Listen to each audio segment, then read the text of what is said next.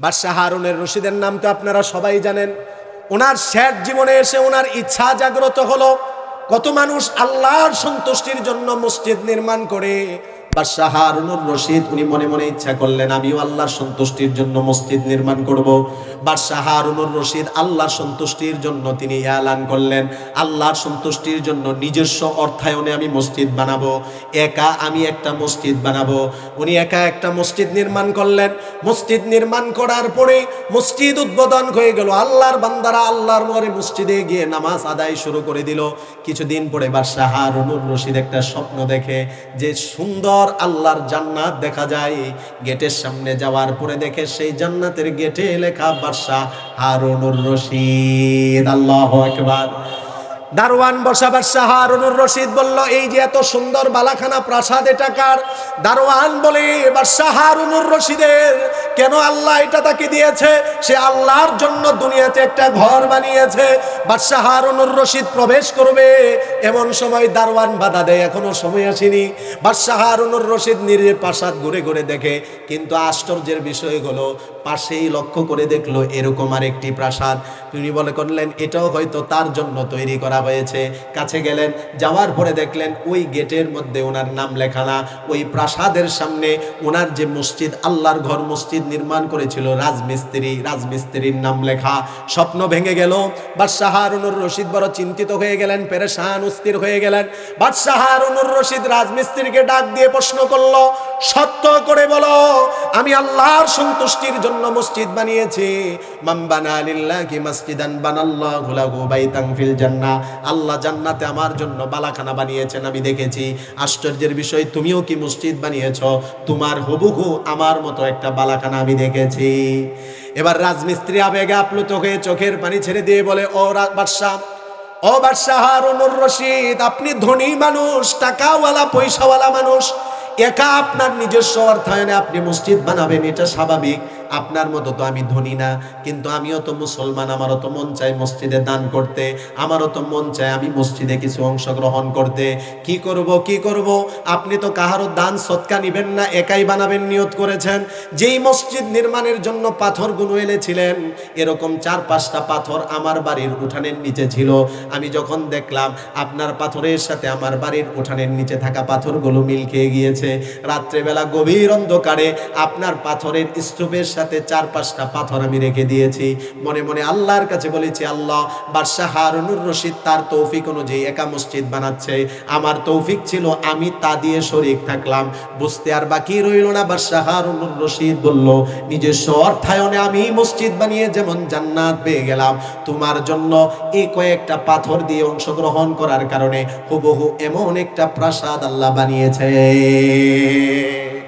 তার মানে মসজিদে দান করলে মনের ইচ্ছা পূরণ হয়, আর মাদ্রাসায় দান করলে মনের ইচ্ছা পূরণ হয়। এবং শুধু তাই না, মসজিদ মাদ্রাসায় দান করলে ওই দানকারী ব্যক্তির জন্য জান্নাতে আল্লাহ বালাখানা তৈরি করে দেয়। সুবহানাল্লাহ। ছিলাম আমার যুবক ভাইয়েরা, আমি বেশি ভূমিকা বা বেশি লম্বা করতেছি না। হযরতে আব্দুল্লাহর চাচা এবার আব্দুল্লাহকে বলল, আব্দুল্লাহ, যদি ঈমান না ছাড়ো তাহলে তোমাকে আমার সম্পদ থেকে এবং তুমি তোমার বাবার একমাত্র সন্তান, বাবার সম্পদ থেকেও তোমাকে মাহরুম করা হবে। হযরতে আব্দুল্লাহ মুস্কি হাসি দিয়ে চাচাকে ডাক দিয়ে বলে, ও চাচা, আপনার সম্পদ আর আমার বাবার সম্পদ থেকে আমাকে মাহরুম করবেন? আরে আপনি কি বলেন? এই পুরা মক্কাবাসীদের সম্পদ যদি আমার মালিকানায় চলে আসে, আর যদি আমাকে প্রস্তাব করা হয় ঈমান ছাড়ার জন্য, শুধু মক্কাবাসীদের সম্পদ নয়, পুরা দুনিয়া যদি আমার মালিকানায় চলে আসে, আল্লাহর কসম দুনিয়ার লাথি মারবো, এক মুহূর্তের জন্য ঈমান ছাড়া যাবে না। কেননা হযরতে আব্দুল্লাহ তার চাচার দিকে লক্ষ্য করে বলে, ও চাচা, কেন দুনিয়া পাওয়ার পরেও আমি ঈমান ছাড়বো না? আপনি জানেন আমাদের নবী, বিশ্ব নবী রাহমাতুল লিল আলামিন বলেছেন, যাররা পরিমাণ ঈমান অন্তরে নিয়ে যে ব্যক্তি মারা যাবে, যাররা পরিমাণ ঈমান যার অন্তরে আছে, সেই ব্যক্তিকেও আল্লাহ যে জান্নাত দান করবেন, ওই জান্নাতের পরিধি হলো এই দুনিয়ার 10 দুনিয়া পরিমাণ। সহিহ মুসলিমের হাদিস, তাকরার সহ 441, 42, 43 এই হাদিসগুলো আপনারা পড়ে দেখবেন। সর্বনিম্ন জান্নাতি ব্যক্তির জান্নাতের পরিধি দুনিয়ার 10 দুনিয়া পরিমাণ। এবার চাচা যখন দক্ষ করে দেখতে পেল আব্দুল্লাহর জানের ভয়ও নেই, মালের ভয়ও নেই, এবার আব্দুল্লাহকে চাচা বলল, যা বাড়ি থেকে বের হয়ে যা। হযরতে আব্দুল্লাহ এবার চোখের পানি ছেড়ে দিয়ে বলে, ও চাচা, আপনি না আমাকে সন্তানের মতো লালন পালন করেছেন, বাবার ইন্তেকালের পরে আপনি আমাকে বাবার আদর দিয়েছেন, বাবার মতো আপনি আমাকে মোহাব্বত ভালোবাসা দিয়েছেন। ও চাচা, আজকে আপনি আমার প্রতি এত নিষ্ঠুর হয়ে গেলেন, আপনি মনে করতেছেন আমি জানের ভয়ে, মালের ভয়ে আপনি বের করে দিলে বাড়িতে থাকার ভয়ে হয়তো ঈমান ছেড়ে দিব, দুনিয়ার সব ছাড়তে পারি, কিন্তু আল্লাহর প্রতি যে ঈমান এনেছি ঈমান ছাড়তে পারি না। হযরত আব্দুল্লাহ যখন চলে যাচ্ছে, চাচা পিছন দিক দিয়ে আবার ডাক দিল, আব্দুল্লাহ শোন, বাড়ি থেকে চলে যাবি, যা, তোকে আমি কোনো বাধা দিব না। আল বিদায়া ওয়ান নেহায়া থেকে আমি আপনাদেরকে ঘটনা বর্ণনা করছি, যা তুই চলে যা, তোকে কোনো বাধা দিব না। তবে তোর গায়ের মধ্যে যে জামা কাপড়গুলো আছে আব্দুল্লাহ, এগুলো আমার কিনে দেওয়া, আমার টাকা দিয়ে কিনে দেওয়া। বাড়ি থেকে চলে যা, তবে গায়ের জামা কাপড়গুলো দিয়ে যা। হযরতে আব্দুল্লাহ আবার চোখের পানি ছেড়ে দিয়ে চাচার দিকে তাকিয়ে বলল, চাচা, বাবা, এটা কেমন সন্তানের প্রতি মোহাব্বত ভালোবাসা! আমি তো কোনো ছোট্ট শিশু নয়, ছোট্ট কোনো বাচ্চা নয়, 16-17 বছরের একজন যুবক, কিভাবে আমি জামা কাপড় খুলে দিব? আমার তো বড় লজ্জা লাগতেছে, বড় শরম লাগতেছে। চাচা বলে, এত লজ্জা শরমের কোনো কিছু নেই, আমি যা বলেছি তাই হবে, জামা কাপড় খুলে দিতে হবে। হযরতে আব্দুল্লাহ এবার আসমানের দিকে তাকিয়ে মনে মনে বলতে লাগলো, আল্লাহ, শুনেছি ময়দানে মাহশারের হালত কি হবে। নবীজি বলেছেন, হুফাতান উরাতান ওয়া গুরলান, ময়দানে মাহশারের অবস্থাটা এমন হবে, সবাই আমরা সেখানে থাকব, শরীরে কোনো কাপড় থাকবে না, পায়ে কোনো জুতা থাকবে না, আমাদের কোনো চুল দাড়ি গোঁফ মোছ কিছুই থাকবে না। হযরতে আব্দুল্লাহ আসমানের দিকে তাকিয়ে বলতেছে, ওগো আল্লাহ, ইমানি পরীক্ষা আপনি আমার নিতেছেন, মনে করতেছেন আব্দুল্লাহর কাছে জান বড় না ঈমান বড়, আব্দুল্লাহর কাছে মাল বড় না ঈমান বড়, আব্দুল্লাহর কাছে ইজ্জত বড় না ঈমান বড়, শরম বড় নাকি ঈমান বড়। হযরতে আব্দুল্লাহ আসমানের দিকে তাকিয়ে বলে, আল্লাহ, প্রয়োজনে মনে করে নিলাম এটাই আমার জন্য ময়দানে মাহশার। নিজে 16-17 বছরের যুবক হয়ে শরীরের কাপড় খুলে উলঙ্গ হয়ে গেল, নিজের লজ্জা শরমের দিকে তাকালো না, তারপরেও এক মুহূর্তের জন্য বাতিলের সাথে আপোষ করেনি। আল্লাহু আকবার। এক মুহূর্তের জন্য চাচার কোনো প্রস্তাবে রাজি হয়নি। এবার 16-17 বছরের যুবক, শরীরের মধ্যে নাই তার কোনো কাপড়, জানালা দিয়ে মার কাছে গিয়ে মাকে নরম সুরে ডাক দিয়ে বলল, মা, তোমার সন্তান আব্দুল্লাহ, আমি এসেছি। মা জানালা দিকে তাকিয়ে তখন সন্তানকে বস্ত্রহীন অবস্থায় দেখলো, মা চেহারা ঘুরিয়ে নিল, বাবা, তোর এই অবস্থা কেন? এবার আব্দুল্লাহ বলে, মা, ঈমান আনার কারণে চাচা মারধর করেছে, চাচা বাড়ি থেকে বের করেছে, চাচা কাপড় পর্যন্ত খুলে নিয়েছে, মা, তোমার কি বক্তব্য? এবার মাও চেহারা ঘুরিয়ে নিয়ে বলল, বাবা, তোর চাচার বাহিরে আমি আর কোনো কথা বলতে পারবো না, আমার কোনো কিছুই করার নেই। হযরতে আব্দুল্লাহ চোখের পানি ছেড়ে দিয়ে বলে, মা, এই বিপদের দিনে তুমিও মা আমার থেকে দূরে সরে গেলে। তখন হযরতে আব্দুল্লাহ মার কাছে সর্বশেষ একটা প্রস্তাব করলো, মা, জীবনে কোনো দিন মায়ের কোনো দাবি নিয়ে, অধিকার নিয়ে তোমার কাছে আসবো না, আজকে লজ্জাস্থান ঢাকার জন্য একটা কাপড় তুমি দিয়ে দাও। মা জানালা দিয়ে একটা কম্বল দিয়ে দিল, কম্বল তাকে 2 টুকরা করে শরীর আর লজ্জাস্থান ডাকলো। এরপর থেকে তার উপাধি হয়ে গেল আব্দুল্লাহ জুল বাজাদাইন। 2টা চাদরের টুকরা দিয়ে নিজের লজ্জাস্থানকে ডেকে ঈমানের হেফাজত যে করেছে সে হলো আব্দুল্লাহ জুল বাজাদাইন। আল্লাহু আকবার। রক্তমাখা শরীর নিয়ে, জীর্ণ শীর্ণ শরীর নিয়ে মক্কা থেকে মদিনার প্রাণে ছুটতে লাগলো। দীর্ঘ সময়, লম্বা সময় সফর করে মদিনার মধ্যে গিয়ে পৌঁছলো তাহাজ্জুদের ওয়াক্তে। আল্লাহর নবী, বিশ্ব নবী তাহাজ্জুদের নামাজ আদায় করবেন, দূরে লক্ষ্য করে দেখলেন কে যেন দাঁড়িয়ে আছে। নবীজি কাছে গিয়ে প্রশ্ন করলেন, কে তুমি? নবীজির সাহাবী নবীজিকে দেখে চোখে পানি চলে এসে আবেগে আপ্লুত হয়ে বলল, আনা আব্দুল্লাহ। ওগো নবীজি, আমি আপনার সাহাবী আব্দুল্লাহ। নবীজি বললেন, কোন আব্দুল্লাহ তুমি? এবার আব্দুল্লাহ বলে, ওগো নবীজি, আপনি আমাকে ভুলে গিয়েছেন, আমি তো ওই আব্দুল্লাহ, মদিনার মক্কার ধনী বাবার ধনী সন্তান ছিলাম। সকালবেলা 1 জোড়া কাপড় পরিধান করতাম, বিকালবেলা আরেক জোড়া কাপড় পরিধান করতাম। চাচার সম্পদের মালিকানা উত্তরাধিকারী সূত্রে আমিও ছিলাম, বাবার সম্পদের মালিকানা উত্তরাধিকারী সূত্রে আমি ছিলাম। আমি বললাম ওই আব্দুল্লাহ, যার নাম ছিল আব্দুল উজ্জা, আপনি দিয়েছেন আব্দুল্লাহ। আল্লাহর নবী বড় আশ্চর্য হয়ে বললেন, তুমি না বড় মোটা সোটা ছিলে, নাদুস নুদুস ছিলে, এই অবস্থা কেন? হযরতে আব্দুল্লাহ পূর্ণ ঘটনা নবীজিকে বলল, ইয়া রাসূলুল্লাহ, ঈমান আনার কারণে চাচা মারধর করেছে, শরীর থেকে কাপড় পর্যন্ত খুলে নিয়েছে, বাড়ি থেকে বের করে দিয়েছে, মা ছেড়েছি, চাচা ছেড়েছি, সম্পদ ছেড়েছি, নিজের গায়ের জামা ছেড়েছি। নবীজি একবারের জন্য আল্লাহকে আর আপনাকে ছাড়িনি। নবীজি বুকে জড়িয়ে নিলেন আর বললেন, আব্দুল্লাহ, সব ছেড়েছো, ঈমান ধরে রেখেছো, তোমার মতো সফল কাম পৃথিবীতে আর কেউ হতে পারে না। আল্লাহর নবী বিশ্ব নবী রাহমাতুল লিল আলামিন হযরতে আব্দুল্লাহ যুলবাজাদানকে সাহাবে সুফফার অন্তর্ভুক্ত করে দিলেন। সাহাবায়ে কেরামকে বললেন, তোমাদের সাথে সে থাকবে, তোমাদের সাথেই অবস্থান করবে। হযরতে আব্দুল্লাহ যুলবাজাদাইন সাহাবে সুফফার সাথীদের সাথে থেকে থেকে নিয়মিত কোরআন তেলাওয়াত করেন, সকাল সন্ধ্যা কোরআন তেলাওয়াত করে, আর মাঝে মধ্যে জুড়ে জুড়ে কোরআন তেলাওয়াত করে চিৎকার করে ওঠে। হযরত ওমর এসে নবীজির কাছে বিচার দিল, ইয়া রাসূলুল্লাহ, আপনার সাহাবী আব্দুল্লাহ কোরআন পড়ে, আমি বাধা দিব না, কিন্তু পড়তে গিয়ে জোরে জোরে চিৎকার করে মাঝে মধ্যে কোরআন তেলাওয়াত করে। আল্লাহর নবী বললেন, ওমর, বাধা দিও না, বাধা দিও না আমার আব্দুল্লাহকে, তার ভিতরে অনেক কষ্ট, অনেক যন্ত্রণা, অনেক তার ভিতরে কষ্ট জমা।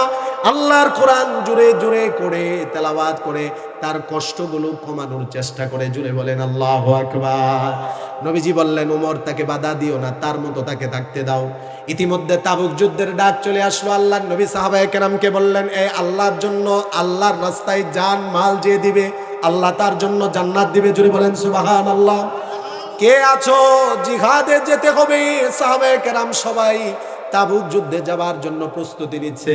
হযরতে আব্দুল্লাহ যুলবাজাদাইন নবীজির কাছে আসলো, চোখের পানি ছেড়ে দিয়ে বলে, ইয়া রাসূলুল্লাহ, আজকে সাহাবায়ে কেরাম যাদের সম্পদ আছে তারা সম্পদ দিতেছে, যার যেমন সামর্থ্য তারা তা দিতেছে।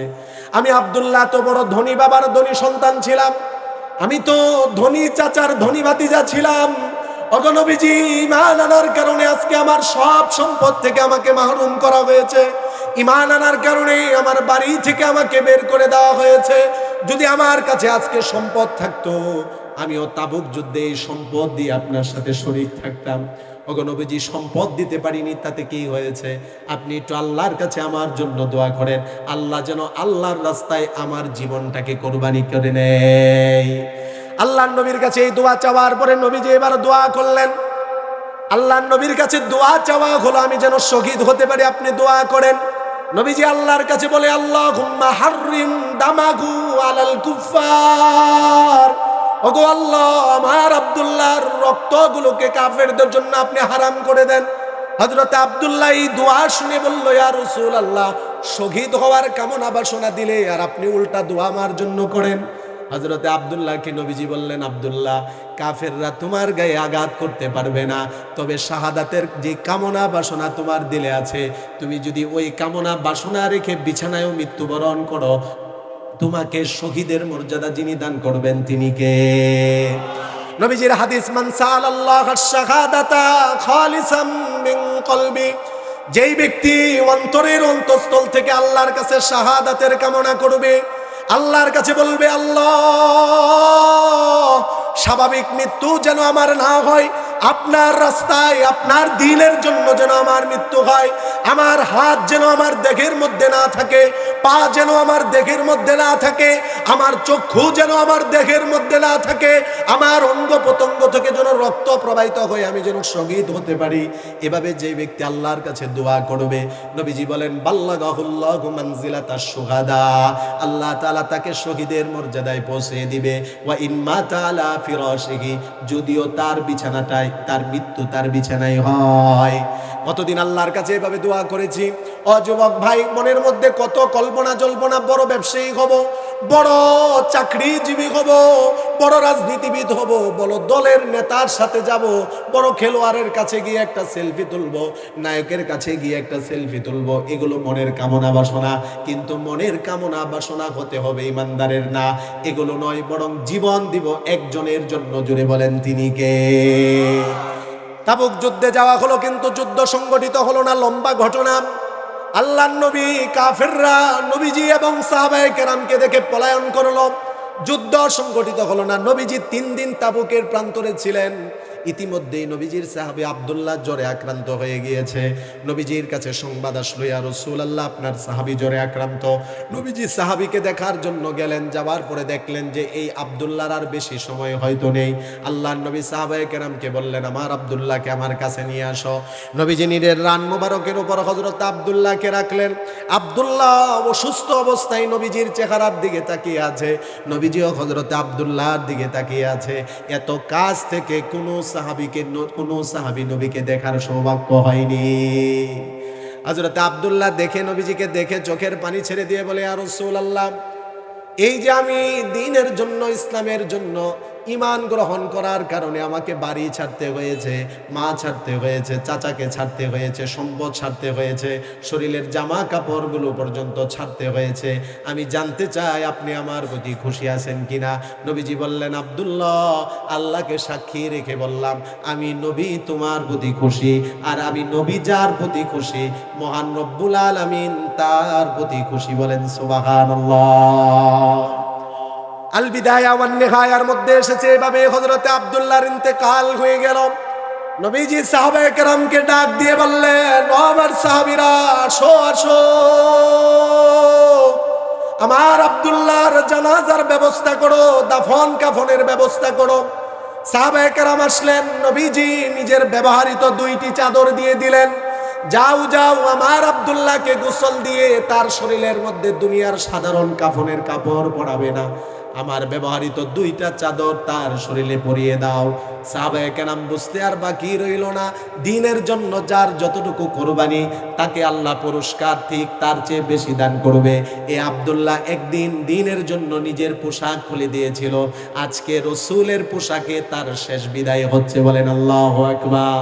এই জন্য যুবক ভাইরা, দ্বীনের জন্য, ইসলামের জন্য যার যতটুকু কোরবানি, তার পুরস্কার তার চেয়ে কয়েক গুণ বেশি আল্লাহ দান করবে। সময় আমরা কোনো ব্যক্তির জন্য আর ব্যয় করব না, নিজের জান কোনো ব্যক্তির জন্য আর ব্যয় করব না, নিজের মাল কোনো ব্যক্তির জন্য ব্যয় করব না। ব্যয় যদি করতে হয় মসজিদ মাদ্রাসায় করব। জুড়ে বলেন ঠিক কিনা? কারা কারা রাজি আছি? 2টা হাত আল্লাহকে উঠে দেই, জুড়ে উঠান, নারায়ে তাকবীর। আজ থেকে আল্লাহ আপনাকে, আল্লাহ সাক্ষী রেখে বললাম, নিজের জান নিজের মাল আজ থেকে কোনো নেতার পিছনে নয়, নায়ক নায়িকা গায়ক গায়িকার পিছনে নয়, জান মাল যদি কোরবানি করতে হয় আল্লাহর রাস্তায় করব। বলেন ঠিক কিনা? খুতবাতে হাকিমুল ইসলামের মধ্যে কারি তৈয়ব সাহেব রহমাতুল্লাহি আলাইহি লেখেন, যদি কোনো ব্যক্তি মাদ্রাসায় দান করে তার লাভ কি হবে? যদি কোনো ব্যক্তি মসজিদের মধ্যে দান করে তার জানমাল আল্লাহর রাস্তায় ব্যয় করলে তার লাভ কি হবে? খুতবাতে হাকিমুল ইসলামের মধ্যে কারি তৈয়ব সাহেব রহমাতুল্লাহি আলাইহি লেখেন, সুলতান মাহমুদ গজনবী রহমাতুল্লাহি আলাইহি আফগানিস্তানের বাদশা ছিলেন। আফগানিস্তানের রাজধানীর নাম ছিল গজনি, এখন আফগানিস্তানের রাজধানীর নাম হলো কাবুল। উনি পুরা আফগানিস্তানের প্রধান ব্যক্তি ছিলেন, বাদশা ছিলেন। তবে আমাদের এমপি মন্ত্রী চেয়ারম্যান মেম্বারের মতো এত ব্যস্ত ছিলেন না। আমাদের সমাজের যদি সাধারণ একটা ব্যক্তি যদি নেতার আশপাশে যাওয়ারও সুযোগ হয়, তার ব্যস্ততার শেষ নেই। জুড়ে বলেন ঠিক কিনা? সামান্য একটা চাষটলের মালিক, তার ব্যস্ততার শেষ নেই। সামান্য 8,000 টাকা বেতনে চাকরি করে, তার ব্যস্ততার শেষ নেই। অথচ এত বড় ব্যক্তি এত ব্যস্ততা নিয়েও তিনি প্রতিদিন 200 রাকাত নফল পড়তেন। বলেন আল্লাহু আকবার। ইচ্ছা থাকলে উপায় হয়। ও ভাই, আজকে আপনার চাকরির দোহাই দিয়ে আপনি নামাজে যান না, ব্যবসার দোহাই দিয়ে আপনি নামাজে যান না, আজকে ব্যস্ততার দোহাই দিয়ে আপনি কোরআনের ময়দানে আসেন না। যদি ইচ্ছা থাকে, দিলে যদি প্রাণ থাকে, মহব্বত থাকে, ব্যবস্থা যিনি করে দিবেন, জুড়ে বলেন তিনি কে? আপনার আসলে মন থেকে কোনো ইচ্ছাই নেই মসজিদে যাওয়ার, মাদ্রাসায় আসার ইচ্ছাই নেই, দিনে মাহফিলে আসার ইচ্ছাই নেই। সুলতান মাহমুদ গজনবী সারাদিনের কাজকর্ম শেষ করে বাড়িতে আসলেন। ঘোড়ায় চড়া অবস্থায় বাড়িতে আসার পরে দেখলেন রাতের গভীর অন্ধকার, শীতের রজনীর মধ্যে ওনার বাড়ির বাতির নিচে বসে বসে মাদ্রাসার এরকম ছোট্ট কোরআনের হাফেজ গভীর রজনীতে বসে বসে আল্লাহর কোরআন পড়ে। সুন্দর করে বসে বসে ছেলেটা কোরআন পড়ে। সুলতান মাহমুদ গজনবী গভীর রজনীতে ঘোড়া থেকে নেমে গিয়ে বলল, বাবারে, এই গভীর রজনীতে, শীতের রজনীতে তুমি কে, এখানে কি করো? ছেলেটা বড় দুর্বল হয়ে বলতে লাগলো, জনাব, এই যে আপনাদের পাশে এই যে মাদ্রাসা হেফজোখানা, ওইখানের ছাত্র আমি একজন হেফজোখানার ছাত্র। আমি কোরআন মুখস্থ করি, আমি এতিম, আমার বাবা দুনিয়াতে নেই, আমার মা মানুষের বাড়িতে বাড়িতে কাজ করে আমার কেরোসিনের ব্যবস্থা করে। আজকে কয়েকদিন হয়ে গেল আমার মা অসুস্থ থাকার কারণে আমার কেরোসিনের ব্যবস্থা হয়নি, সবক মুখস্থ হয়নি, 7 সবক মুখস্থ হয়নি, আমুকটা মুখস্থ হয়নি। তাই কোথায় পড়বো কোথায় পড়বো, কোরআন বুকে নিয়ে গভীর রজনীতে ঘোরাফেরা করতেছি। আপনার বাড়ির বাতির নিচে, আলোর নিচে বসে বসে কোরআন পড়ি। বলেন আল্লাহু আকবার। সুলতান মাহমুদ গজনবী রহমতুল্লাহ আলাইহির দিলটা বড় নরম হয়ে গেল। হওয়ারই কথা, কেননা যেই ব্যক্তি দৈনন্দিন 200 রাকাত নফল পড়ে, মাদ্রাসার ছাত্র দেখলে, উলামায়ে কেরামকে দেখলে তার হিংসা হবে না ভালো লাগবে? আর মনে রাখবেন, যারা আলেমদেরকে মোহাব্বত করে, ছাত্রদেরকে মোহাব্বত করে, কোরআনওয়ালাদেরকে ভালোবাসে, আসমানের মালিক আল্লাহ তাদেরকে ভালোবাসে। বলেন ঠিক কিনা? আর যারা আলেমদের সাথে বিদ্বেষ পোষণ করে, যারা বলে এই সমস্ত মোল্লা মৌলবী দেখার আমাদের টাইম নেই, যারা আলেমদেরকে বলে আসো খেলা হবে, খোঁজ নিয়ে দেখেন এই আলেম বিদ্বেষীদের কোনো অস্তিত্ব নেই। এই জন্য সব সময় আলেমদের পাশে থাকবো, তাদেরকে মোহাব্বত করব, ভালোবাসবো। সুলতান মাহমুদ গজনবী ছেলেটাকে মাদ্রাসার ভিতরে নিয়ে গেল, বাড়ির ভিতরে নিয়ে গেল। বাড়ির ভিতরে নিয়ে নিজের সিংহাসনে বসিয়ে বলল, তুমি আমার মালিক, আমি তোমার গোলাম। আজ থেকে তুমি মালিক, আমি গোলাম। তোমার কি লাগবে তুমি আমার কাছে বলো। ছেলে বলল, আমার বছরে এই পরিমাণ খাবার লাগবে, এই পরিমাণ পোশাক লাগবে, এই পরিমাণ কেরোসিন লাগবে, এই পরিমাণ আমার বছরে এই খোরাকি লাগবে। সুলতান মাহমুদ গজনবী অর্থমন্ত্রীকে ডাক দিয়ে বলল, রাষ্ট্রীয় কোষাগার থেকে নয়, আমার ব্যক্তিগত সম্পদ থেকে ছেলের প্রয়োজন পুরা করো, মাদ্রাসার প্রয়োজন পুরা করো। সকল কিছু নিয়ে যখন ছেলেটা চলে যাবে, খুতুবাতে হাকিমুল ইসলামের মধ্যে কারি তৈয়ব সাহেব উল্লেখ করেন, ছেলেটা চলে যাবে, পিছনের দিকে ফিরে ফিরে তাকায়। সুলতান মাহমুদ গজনবী কি যেন বলবে, কি জানি বলবে। এক পর্যায়ে ছেলেটা এসে বলল, হুজুর আপনি কিছু বলবেন? সুলতান মাহমুদ গজনবী বলে, না না, আমার কিছুই বলার নেই, তবে বাবা আমার মনের একটা ইচ্ছা, বড় কামনা বাসনা। আজ থেকে 12টা বছর ধরে নিয়মিত আমল করে যাচ্ছি।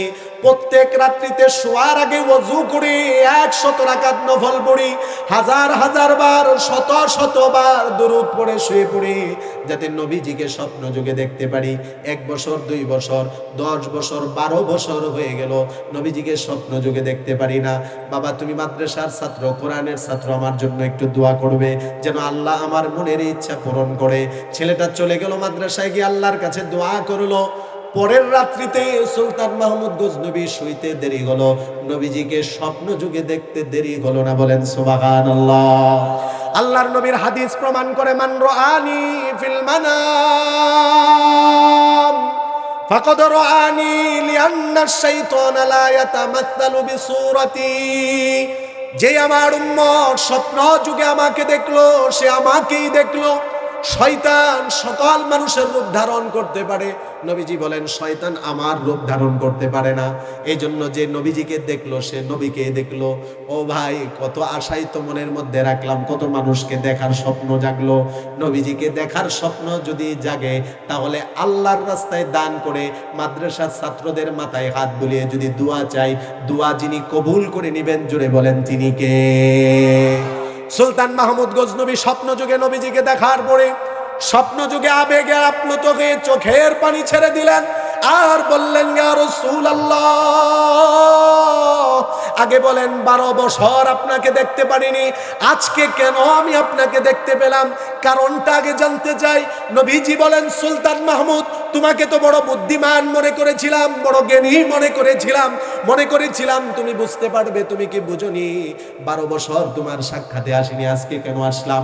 মাদ্রাসায় দান করেছো, তালিবুল ইলমকে মুহাব্বত করেছো, কোরআনের হাফেজের চাহিদা পূরণ করেছো, তারা দোয়া করেছে, আল্লাহ দোয়া কবুল করেছে, আমি চলে এসেছি।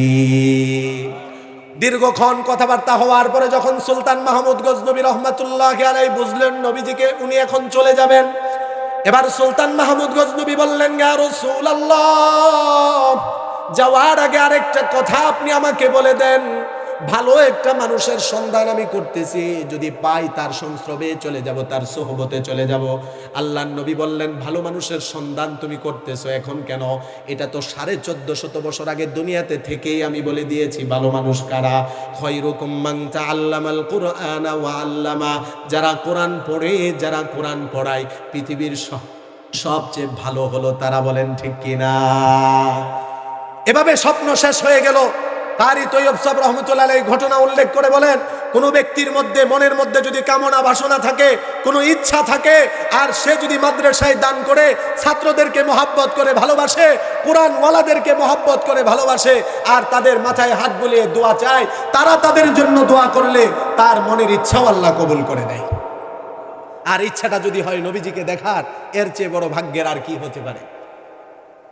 এটা হলো মাদ্রাসায় দান করার ফজিলত। আর যদি মসজিদে দান করি, আল্লাহর নবী বলেন, মান বানা লিল্লাহি মাসজিদান বানাল্লাহু লাহু বাইতান ফিল জান্নাহ। আল্লাহর সন্তুষ্টির জন্য আল্লাহর যে বান্দা মসজিদে একটা মসজিদ নির্মাণ করবে, তার মানে একা একটা মসজিদ নির্মাণ করা উদ্দেশ্য নয়। একটা মসজিদ নির্মাণের ক্ষেত্রে যার যার সাধ্য অনুযায়ী যতজন অংশগ্রহণ করবে, প্রত্যেকের জন্য জান্নাতে আল্লাহ বালাখানা তৈরি করে দিবেন। বাদশাহ হারুনের রশিদের নাম তো আপনারা সবাই জানেন। ওনার শেষ জীবনে এসে ওনার ইচ্ছা জাগ্রত হলো। কত মানুষ আল্লাহর সন্তুষ্টির জন্য মসজিদ নির্মাণ করে। বাদশাহ হারুনুর রশিদ উনি মনে মনে ইচ্ছা করলেন, আমিও আল্লাহর সন্তুষ্টির জন্য মসজিদ নির্মাণ করব। বাদশাহ হারুনুর রশিদ আল্লাহর সন্তুষ্টির জন্য তিনি এলান করলেন, আল্লাহর সন্তুষ্টির জন্য নিজস্ব অর্থায়নে আমি মসজিদ বানাবো, একা আমি একটা মসজিদ বানাবো। উনি একা একটা মসজিদ নির্মাণ করলেন। মসজিদ নির্মাণ করার পরে মসজিদ উদ্বোধন হয়ে গেল। আল্লাহর বান্দারা আল্লাহর ঘরে মসজিদে গিয়ে নামাজ আদায় শুরু করে দিল। কিছুদিন পরে বাদশাহ হারুনুর রশিদ একটা স্বপ্ন দেখে যে সুন্দর আল্লাহর জান্নাত দেখা যায়। গেটের সামনে যাওয়ার পরে দেখে সেই জান্নাতের গেটে লেখা বাদশাহ হারুনুর রশিদ। আল্লাহু আকবার। দারওয়ান বসা বাদশাহ হারুনুর রশিদ বলল, এই যে এত সুন্দর বালাখানা প্রাসাদ, এটা কার? দারওয়ান বলে, বাদশাহ হারুনুর রশিদের। কেন? আল্লাহ এটা তাকে দিয়েছে, সে আল্লাহর জন্য দুনিয়াতে একটা ঘর বানিয়েছে। বাদশাহ হারুনুর রশিদ প্রবেশ করবে, এমন সময় দারওয়ান বাধা দেয়, এখনো সময় আসেনি। বাদশাহ হারুনুর রশিদ নিজের প্রাসাদ ঘুরে ঘুরে দেখে, কিন্তু আশ্চর্যের বিষয় হলো পাশেই লক্ষ্য করে দেখলো এরকম আরেকটি প্রাসাদ। তিনি বলে করলেন, এটাও হয়তো তার জন্য তৈরি করা হয়েছে। কাছে গেলেন, যাওয়ার পরে দেখলেন ওই গেটের মধ্যে ওনার নাম লেখা না। ওই প্রাসাদের সামনে ওনার যে মসজিদ, আল্লাহর ঘর মসজিদ নির্মাণ করেছিল রাজমিস্ত্রির নাম লেখা। স্বপ্ন ভেঙে গেল। বাদশাহ হারুনুর রশিদ বড় চিন্তিত হয়ে গেলেন, পেরেশান অস্থির হয়ে গেলেন। বাদশাহ হারুনুর রশিদ রাজমিস্ত্রিকে ডাক দিয়ে প্রশ্ন করলো, সত্য করে বলো, আমি আল্লাহর সন্তুষ্টির জন্য মসজিদ বানিয়েছি। মান বানা লিল্লাহি মাসজিদান বানাল্লাহু লাহু বাইতান ফিল জান্নাহ। আল্লাহ জান্নাতে আমার জন্য বালাখানা বানিয়েছেন, আমি দেখেছি। আশ্চর্যের বিষয়, তুমিও কি মসজিদ বানিয়েছ? তোমার হুবহু আমার মতো একটা বালাখানা আমি দেখেছি। এবার রাজমিস্ত্রি আবেগে আপ্লুত হয়ে চোখের পানি ছেড়ে দিয়ে বলে, ও বাদশাহ হারুনুর রশিদ, আপনি ধনী মানুষ, টাকাওয়ালা পয়সাওয়ালা মানুষ, একা আপনার নিজস্ব অর্থায়নে আপনি মসজিদ বানাবেন, এটা স্বাভাবিক। আপনার মতো তো আমি ধনী না, কিন্তু আমিও তো মুসলমান, আমারও তো মন চায় মসজিদে দান করতে, আমারও তো মন চায় আমি মসজিদে কিছু অংশগ্রহণ করতে। কি করব? আপনি তো কাহারও দান সৎকা নিবেন না, একাই বানাবেন নিয়ত করেছেন। যেই মসজিদ নির্মাণের জন্য পাথরগুলো এনেছিলেন, এরকম 4-5টা পাথর আমার বাড়ির উঠানের নিচে ছিল। আমি যখন দেখলাম আপনার পাথরের সাথে আমার বাড়ির উঠানের নিচে থাকা পাথরগুলো মিল খেয়ে গিয়েছে, রাত্রেবেলা গভীর অন্ধকারে আপনার পাথরের স্তূপের সাথে 4-5টা পাথর আমি রেখে দিয়েছি।